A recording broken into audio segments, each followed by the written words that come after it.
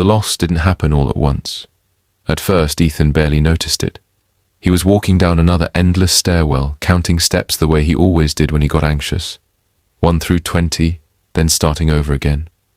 When he casually tried to picture his mother, it wasn't even an intentional memory, just one of those passing thoughts people have when they're exhausted.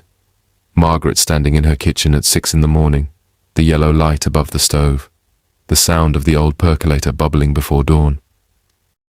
For a second the image appeared, then slipped away, blurry, incomplete. Ethan frowned and kept walking. Yeah, okay.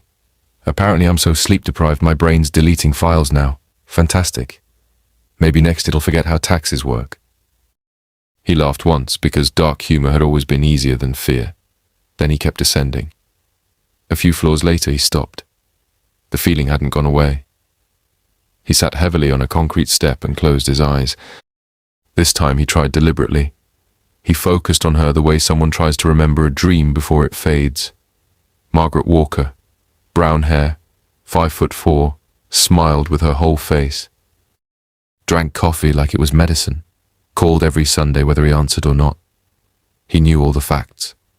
They lined up perfectly inside his head. But facts weren't the same thing as memory.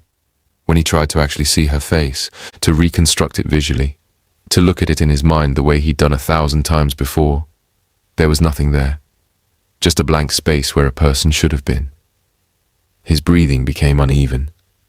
No, come on. He squeezed his eyes tighter. He tried different angles, different doors into the memory. He imagined old photographs from the apartment in Cleveland, the framed school picture she kept on top of the television.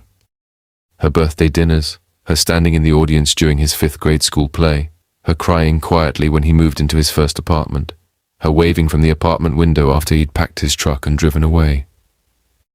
Every memory arrived with perfect context. He could remember where she stood, what she wore, what season it was, what the weather felt like, but her face was missing from every scene. It was like watching a movie where someone had carefully erased the main character frame by frame. The panic came all at once, not fear, panic, raw and animal. He stood so quickly he nearly fell down the stairs.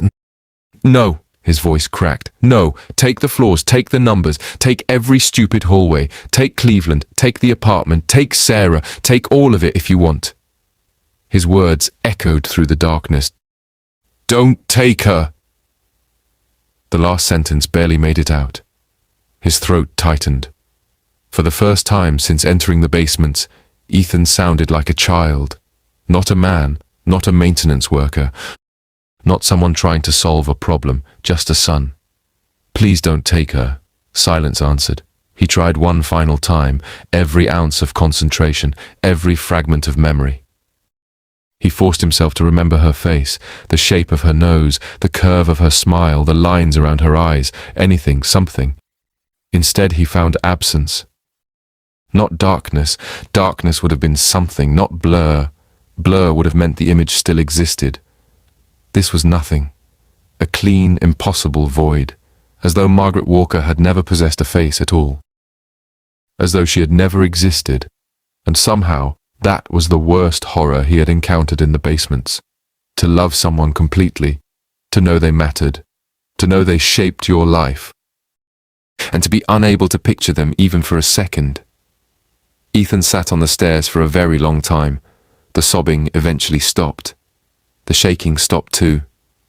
When he finally spoke again, his voice sounded different. Flatter, quieter, like something inside him had burned away. I know I had a mother. A pause. I know she loved me. Another pause. I just can't remember her anymore. He stared into the darkness. No tears, no anger, only acceptance. And somehow that acceptance felt more frightening than the breakdown. A long silence followed. Then from somewhere below, a whisper. Soft, patient, waiting. Keep going. The room contained a single folding chair. An older man sat in it. Grey hair, tired eyes. Ethan's face. The older version looked up without surprise. Not curiosity, not confusion, recognition. Like he'd been expecting this meeting for a very long time. You're earlier than the last one. Ethan stopped cold. What the hell does that mean? The older man leaned back. It means you're not the first version of us to walk into this room. Silence stretched between them. Ethan felt his pulse pounding. The older version didn't. He looked exhausted beyond fear, beyond panic, beyond hope. Start talking, who are you? The man studied him for a moment, then answered. You already know. No. Yes. The older version sighed. I'm you. Ethan took a step forward. Then tell me what's happening. Instead of answering, the older Ethan asked a question.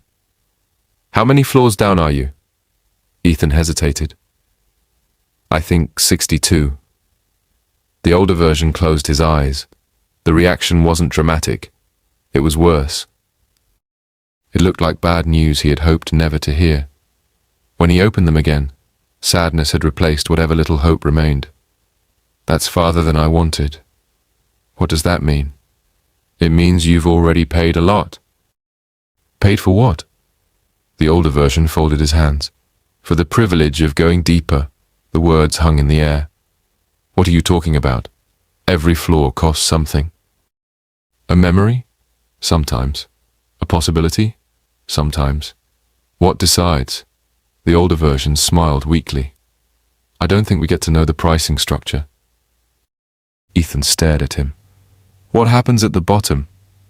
For the first time, the older Ethan became completely still. A very long silence followed, long enough to become uncomfortable, long enough that Ethan considered repeating the question. Finally, he answered. I used to know. The answer came barely above a whisper. I can't remember anymore. Something cold moved through Ethan's chest. The older version continued. I remember needing the answer. I remember believing it mattered more than anything else.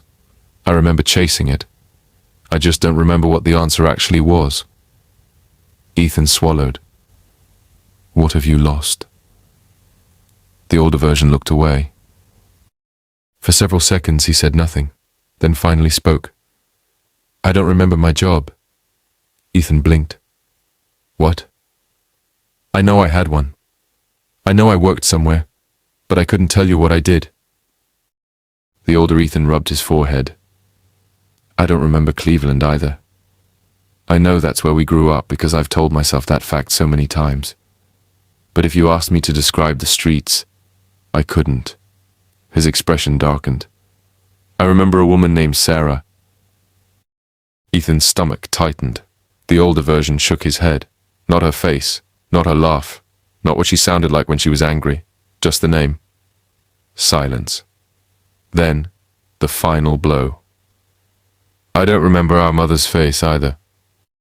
Ethan felt physically struck. The older version saw it happen, saw the realization, saw the fresh wound. You lost it already, didn't you? Ethan couldn't answer. The older version nodded slowly. Yeah. Another pause. Then he said, whatever you're most afraid of losing, it's already scheduled. The room fell silent. Eventually, the older Ethan leaned forward, and for the first time, genuine emotion appeared. Not panic, not terror, exhaustion. Stop! The word was barely audible. Ethan said nothing. Please stop. Silence. You won't listen, I know you won't. I never did. Ethan stared at him. If you know all this, why didn't you stop yourself? The older version looked toward the floor. His answer came slowly. Because it hurt. Because the question felt more important than the cost. A long pause. Until it wasn't. Another. And by then I had already paid too much to turn back. Neither version spoke. Eventually Ethan stood. The older version didn't try to stop him, didn't move, didn't argue. He only watched. Ethan reached the doorway. Then one final sentence came from behind him. On the night Sarah left, she stood by the broken apartment window and said, You treat life like a repair job, Ethan. Ethan froze. The older version continued. You laughed because you thought she was joking. Silence. You didn't realize she was saying goodbye. Ethan stood motionless. for one long moment. Then he walked out and kept descending. Ethan stared at the living wall as faces shifted beneath its surface. At first he recognized a tenant from Building C, Mrs. Donnelly. 3rd floor, always complained about the radiator, always smelled faintly of lavender perfume. Her face was embedded deep in the flesh. Eyes open, unmoving. A few feet away sat his supervisor, Mike, the man who drank terrible gas station coffee and carried 3 pens in his shirt pocket even though he only used 1. Further down, he found a childhood friend from Cleveland, a boy he'd played basketball with behind the apartment complex. Each recognition landed differently: shock, confusion, disbelief. But together they built towards something worse, an understanding. Then he saw her. Sarah. The recorder nearly slipped from his hand. His knees weakened instantly. He grabbed part of the living wall to keep himself upright. Her face was half emerged from the flesh, eyes closed, expression peaceful, mouth slightly open, frozen in the middle of a word she would never finish.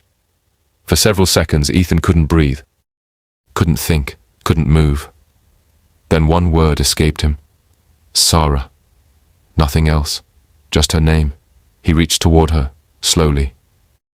His fingertips touched the wall. The flesh felt warm. Not human warm, larger, deeper. The warmth of something impossibly alive, something ancient. The tissue pulsed beneath his hand. A heartbeat traveled through it. Then Sarah's eyes opened. Ethan jerked backward, not because she moved, because she looked directly at him. There was no recognition there. No plea for help, no fear, no anger, only acceptance. She wasn't trapped. That was the horrifying truth. She belonged. She had already become part of it.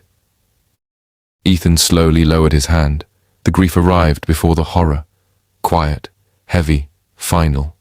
The creature hadn't dragged her here, hadn't hunted her, hadn't stolen her. At some point she had descended willingly, just as he had, following a question, following curiosity, following the same hunger now pulling at him from somewhere below. The realization settled into place with terrible certainty. Everyone felt it. Everyone always had. The need to know, the need to see, the need to reach the next door, the next floor, the next answer. Ethan looked at Sarah one last time, then turned away. Ahead, another staircase waited, descending deeper into darkness. He didn't run, didn't hesitate, didn't look back. He simply walked toward it and kept going.